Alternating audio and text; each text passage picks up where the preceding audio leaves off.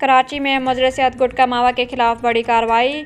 موجکو police نے snap checking کے دوران پانی کے ٹینکر سے بھاری مقدار میں گٹکا ماوا برآمد کر لیا۔ پولیس کے مطابق ٹینکر کے اندر خفیہ خانے میں 3000 کلو سے زائد مضر صحت گٹکا ماوا چھپا کر اسمگل کیا جا رہا تھا، جسے بلوچستان سے کراچی منتقل کیا جا رہا تھا۔ کارروائی کے دوران 2 ملزمان واجد اور عدیل کو گرفتار کر لیا گیا، جو شہر کے مختلف علاقوں میں گٹکا ماوا سپلائی کرنے میں ملوث تھے۔ مزید تفصیلات جانتے ہیں ہمارے نمائندے محمد جاسر سے۔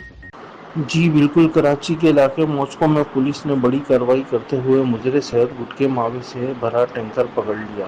ذرائع کے مطابق ملزمان گٹکے ماوے کو نہایت خفیہ طریقے سے پانی کے ٹینکر میں چھپا کر بلوچستان سے کراچی منتقل کر رہے تھے۔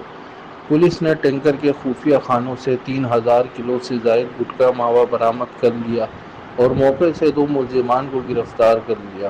گرفتار ملزمان شہر کے مختلف علاقوں میں یہ مضر صحت اشیاء سپلائی کرتے تھے، جبکہ ان کے خلاف مقدمہ درج کر کے مزید تفتیش جاری ہے۔